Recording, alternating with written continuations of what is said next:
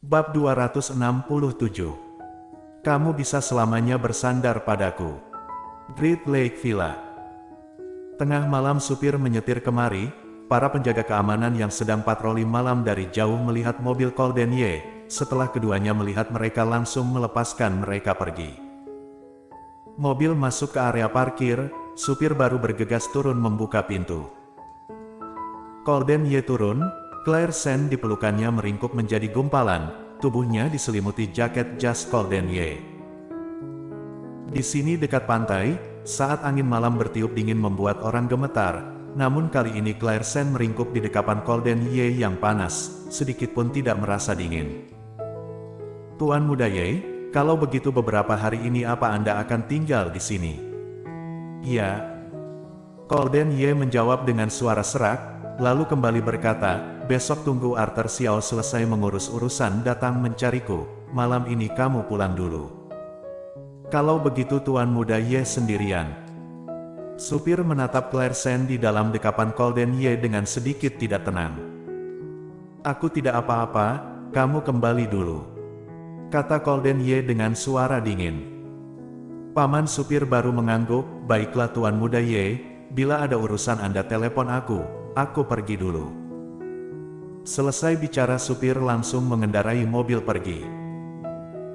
Di dalam malam hanya ada Colden Ye sendirian menggendong Claire Sen dalam dekapan perlahan berjalan, roda berguling di atas tanah, mengeluarkan suara yang teratur, angin pantai bertiup membuat kemejanya kusut, ekspresi Colden Ye tetap tidak berubah. Dia menunduk melihat wanita di dalam dekapannya. Sejak baru turun dari mobil, dia sepertinya bisa merasakan kegelisahan dan rasa dingin, tangannya terus mencengkram kemejanya dengan erat, tubuhnya yang kecil tidak hentinya menggosok ke dalam dekapannya, seperti seorang anak kecil yang bersandar pada orang dewasa, dengan erat menempel padanya. Dulu, Colden Ye paling benci wanita mendekatinya. Tapi sekarang, di dalam hatinya yang terdalam ada perasaan yang muncul sangat ingin agar wanita ini terus menempel pada dirinya. Seperti sekarang, dia menjadikan dirinya pelabuhan yang paling aman, lalu bersandar sepenuh hati padanya. Berpikir sampai sini, bibir tipis Colden Ye tersenyum, tangannya tanpa sadar terjatuh mencubit pipinya yang lembut, dengan suara serak berkata, wanita bodoh, bersandarlah terus padaku seperti ini. Aku adalah pelabuhanmu selamanya. Saat mengatakan kalimat di belakangnya, suaranya sangat rendah, kira-kira hanya Colden Ye yang bisa mendengar sendiri. Claire Sen mendengar suaranya, dia mengerang sesaat, sambil mengernyit masuk ke dalam pelukannya mencari kehangatan. Colden Ye memeluknya dan mempercepat kecepatan masuk ke dalam rumah. Ada pelayan yang berjaga malam membukakan pintu untuk mereka. Melihat Colden Ye kembali dia mengira ada hal mendesak apa, hasilnya begitu melihat menyadari di pelukannya bertambah seorang wanita, walaupun tubuhnya diselimuti jasnya hingga hampir tidak terlihat, namun rok berwarna biru dan dasar sepatu hak tinggi tetap menunjukkan jenis kelamin orang ini. Beberapa pelayan saling berpandangan, tidak berani bicara satu kalimat pun. Colden Ye langsung membawa Claire Sen naik, lalu meletakkannya. Saat turun Claire Sen masih menggenggam erat baju Colden Ye, bagaimanapun juga tidak berani melepaskannya. Alis Colden Ye mengernyit, lepaskan dulu, ganti baju. Aku tidak mau. Claire Sen membuka mata, dengan mata yang kabur menatapnya, kamu ingin berbuat tidak senonoh padaku. Colden Ye tertegun, warna di matanya juga menjadi lebih gelap, dia membungkukkan badan, meletakkan keningnya ke keningnya. Dengan suara serak, kamu bilang siapa yang ingin berbuat tidak senonoh padamu? Kamu.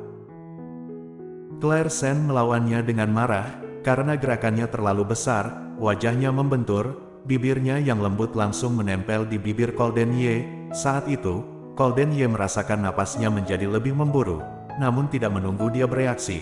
Claire Sen kembali mengulurkan tangan menutupi bibirnya sambil berseru, lalu melotot padanya seperti melihat setan. Kenapa? Colden Ye mengatupkan bibir tipisnya dan menatapnya dengan dingin, di perutnya ada sebuah api yang terus menjalar naik, dia sendiri tidak dapat menekannya. Dia ingin melihat, wanita ini akan bicara bagaimana. Claire Sen menutupi bibirnya dan melotot padanya beberapa saat, lalu baru melepaskan tangannya, berkata hampir saja mencelakai Golden Ye. Kamu barusan menciumku. Kamu ingin berbuat tidak senonoh padaku. Saat mengucapkan kata-kata ini ekspresinya jelas, tatapannya tenang seperti mata air yang tidak tercemar apapun. Hati Golden Ye dibuat gatal olehnya, tangannya merangkul, menarik dekat dirinya. Napas yang hangat menyembur di kulitnya yang putih dan lembut. Kamu barusan berkata, "Aku menciummu." Kedekatan yang tiba-tiba membuat Claire Sen terkejut. Dia kembali membelalakan mata seperti barusan. Dia mengulurkan tangan menghadang di depan dada Golden Ye dan dengan keras mendorongnya. Namun Golden Ye seperti sebuah gunung besar, tidak bergerak sedikitpun, membuat orang mulai mencurigai kekuatannya sendiri. Kalau begitu kamu katakan, aku mencium bagian mana? Claire Sen mengerjapkan mata sambil melongo. Katakan. Suara Golden Ye rendah, membawa rasa menggoda. Bibir. Claire Sen menjulurkan tangan menunjuk bibirnya yang merah muda, baru berkata satu kata, bibirnya sudah ditutup dengan keras oleh Golden Ye. Satu tangan Golden Ye menopang belakang kepalanya, satu tangan merangkul pinggangnya, mengekangnya dengan erat, lalu menunduk menghisap bibirnya. Claire Sen yang mabuk jauh lebih mempesona dari yang dibayangkan Golden Ye. Sepasang mata yang biasanya dingin itu saat ini dipenuhi kelembutan. Hanya satu tatapan bisa membuatnya tidak tahan. Terakhir kali saat dia mabuk membuat Golden Ye sangat terpesona. Golden Ye masih mengira semua wanita mabuk bisa memiliki pesona seperti ini. Namun malam ini setelah melihat Gita yang bersikap gila, dia baru tahu. Tidak setiap wanita seperti Claire Sen memiliki daya tarik yang mematikan padanya seperti ini. Istrinya, Claire Sen, menahan sepanjang jalan, kali ini akhirnya mendapatkan kebebasan. Golden Ye menganggapnya menciumnya berkali-kali, mencium dari bibir ke hidung, lalu ke sekitar mata, terakhir mendarat di lehernya, di atas kulitnya yang putih mendaratkan beberapa kecupan merah muda. Claire Sen kesakitan, dengan linglung ingin mendorongnya, hasilnya digantikan dengan serangan lain Golden Ye yang lebih ganas. Terakhir, Claire Sen dengan lemas terjatuh di dalam dekapan Golden Ye. Hari kedua, saat Claire Sen bangun dia menyadari dirinya berada di atas kasur besar yang lembut. Cahaya matahari bersinar masuk melalui jendela besar, memenuhi seluruh ruangan dengan cahaya terang. Hanya sekali lihat, Claire Sen dapat melihat laut luas yang biru. Cahaya matahari memantul langsung ke atas laut membuat pemandangan bergelombang, membuat orang takjub melihatnya. Keindahan alam, sungguh sangat cantik tidak bisa dicapai oleh manusia. Buatan manusia juga tidak bisa membuatnya.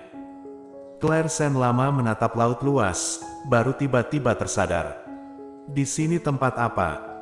Kenapa dia bisa ada di sini? Lagi pula, kemarin malam bukankah dia pergi mencari Gita? Kenapa sekarang saat terbangun berada di sebuah kamar di dekat laut? Apakah dia sedang bermimpi? Berpikir sampai sini, tubuh Claire Sen bergerak, ingin bangun melihat-lihat, namun pinggangnya tegang, dia ditarik kembali oleh seseorang, lalu masuk ke dalam dekapan yang hangat. Claire Sen baru ingin menjerit, dia mendengar suara yang familiar terngiang di telinganya. Tidur lebih lama lagi. Bersambung.